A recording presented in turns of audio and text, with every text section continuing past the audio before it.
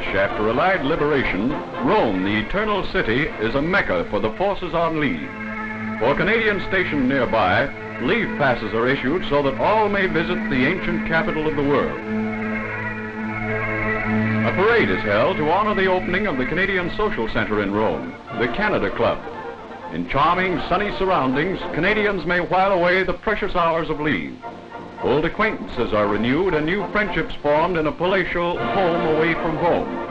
Millionaires' tastes may be satisfied on army pay.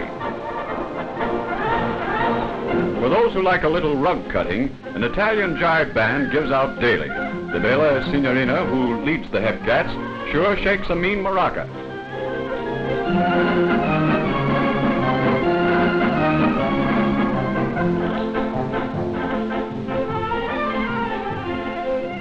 In Vatican City, the traditional abode of the Holy See, an interesting religious ceremony takes place. The Royal 22nd Regiment parade to an audience with Pope Pius XII. In the cloistered halls of the sacred city within a city, devout Canadian Roman Catholics are given the opportunity of paying their respects to the head of their church. Mercifully spared the concentrated horror of modern war, stately St. Peter's represents the solidarity of the church through centuries of strife.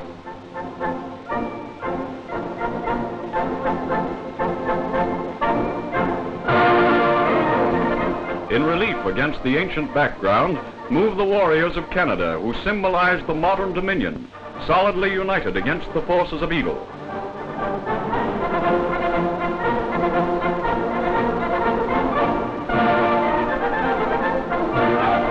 To Canadians far from home, Rome glitters and fascinates like a flawless jewel. The Romans, happy to be free from German oppression, gladly become hosts to make Johnny Canuck's leave a real Roman holiday.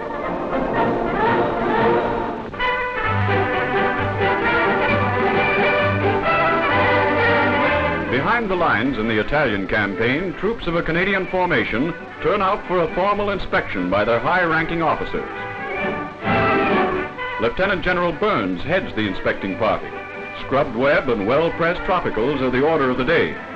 The Canadian Corps in Italy prove their smartness on the parade square as they've demonstrated their toughness on the battlefield.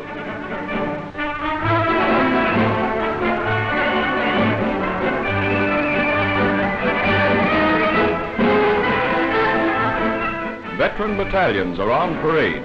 The Princess Patricia's Canadian Light Infantry continually add to the long list of battle honors started by their fathers in the last war.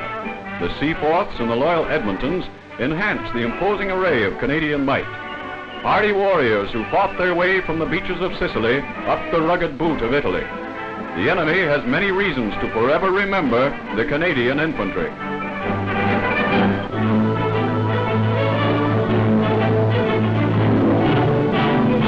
The Canadian flag flies over Lords Pavilion for the first time as the Dominion puts an all-Canadian Army team in the field against a Lords 11. The fountainhead of the British national sport, Lords is to cricket what St. Andrews is to golf.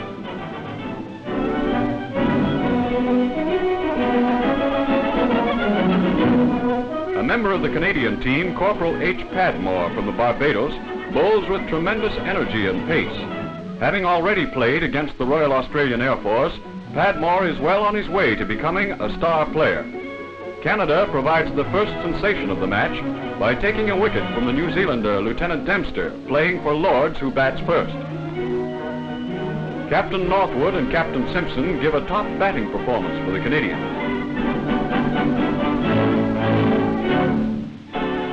Way back in 1887, the first Canadian 11 to visit Lords, the Gentlemen of Canada, played on the same field. Over half a century later, against the strong opposition of an 11 picked by Lords, and including 4 test players, the Canadian team gives an excellent account of itself.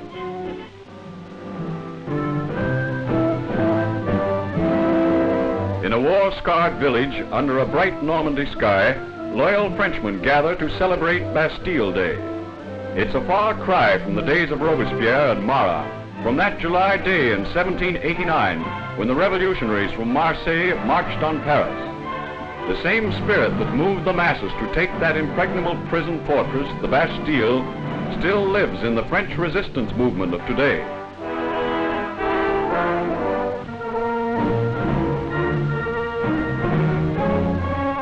Now they celebrate their victory for freedom with their friends from across the sea, the Canadians who are helping to drive the forces of oppression from their fair countryside.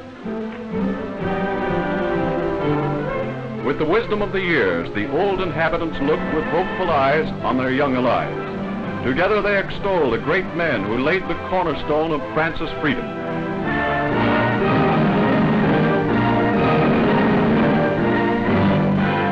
A guard of honor from a French-Canadian regiment present arms as the strains of the Maple Leaf and God Save the King mingle with La Marseillaise. The ceremony binds more closely the peace-loving people of the old world and the new. United, they look towards the day of freedom for them all.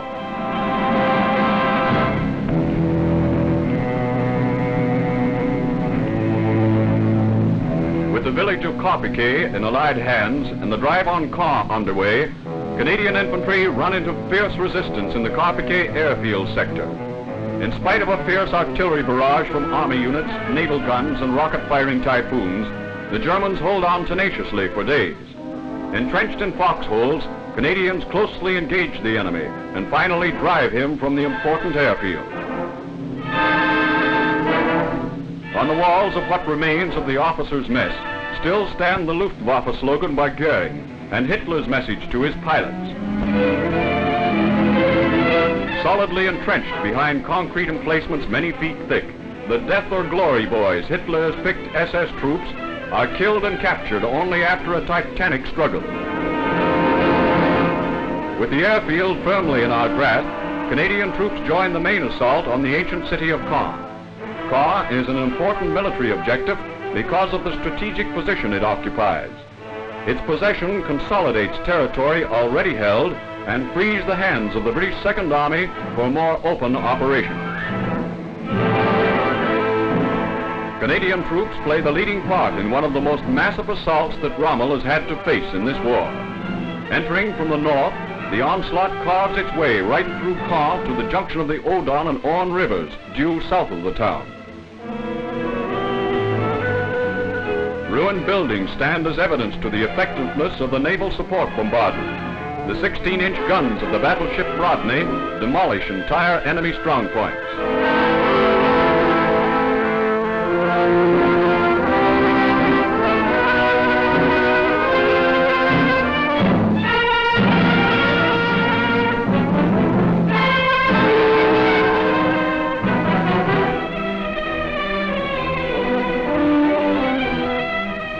As the tide of battle moves forward, French civilians return to collect the salvage of their ruined homes. Life begins anew in battered Caen.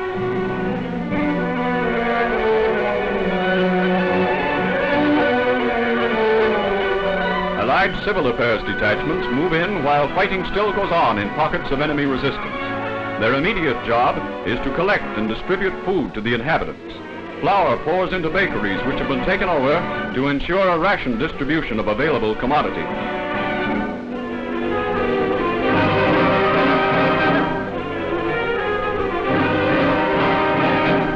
The French take as well to the ration queue as do their English cousins.